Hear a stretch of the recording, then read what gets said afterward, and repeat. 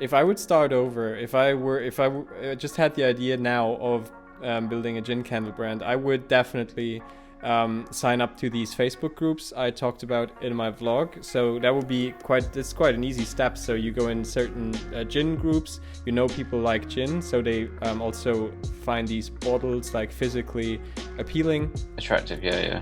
And then I would just ask those, and then there I got quite a positive response. But that's not enough, because you also need to know if they are willing to spend money. That was one point from, from a podcast with Pat Flynn, with Smart Passive Income podcast, where he said that one of the key aspects of a good market is that you have people in them that have money. And my thesis was always, there is another upcycling candle brand that is working, the one with the champagne bottles, but I'm quite sure that their customers differ from the gin customers by that they are willing to spend a lot of money, and that they want objects that like a champagne bottle, it displays luxury and everything. So do I also have people in this market that are willing to spend money, because the candles are also not cheap? I'm constantly reading how people are recommending that the absolute first thing that you do is talking to people and getting to know whether you're actually creating something that anybody wants, and I didn't do that at all. I don't know if there's even a market for that.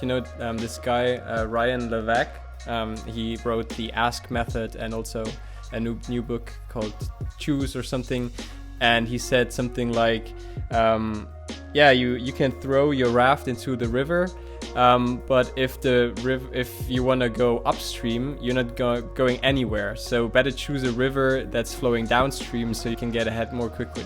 So that was not something that I thought about in the beginning. So I might have thrown my raft into a river that doesn't have a current, actually, and then that would be all of the effort that I put in is actually not wasted, because I'm learning stuff. But if I knew that this was the case, I would have to abandon that raft and try to find a new one where I can learn.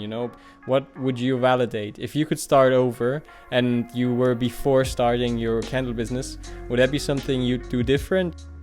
No, again, I'm in the learning process, and I just think, and this is hard to keep the mindset, because you're just it's not fucking working, and it's like everything really, it just takes time, and I know it sometimes feels like you're going up the wrong way, but if you ever listen to the How I Built This podcast, the guy from Lush, his was really good. He talked about how he just and at every stage you get shit where you're just not making sales, not doing anything, and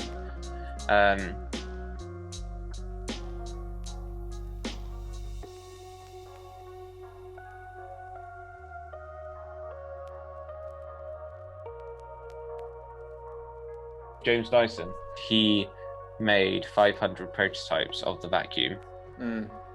Wow. Okay. Do you know what I mean? It really helps to put things into perspective, and you're oh, okay, I'm just on this journey, and it's never clear. It's never oh yeah, we're going to do this, we're going to do this.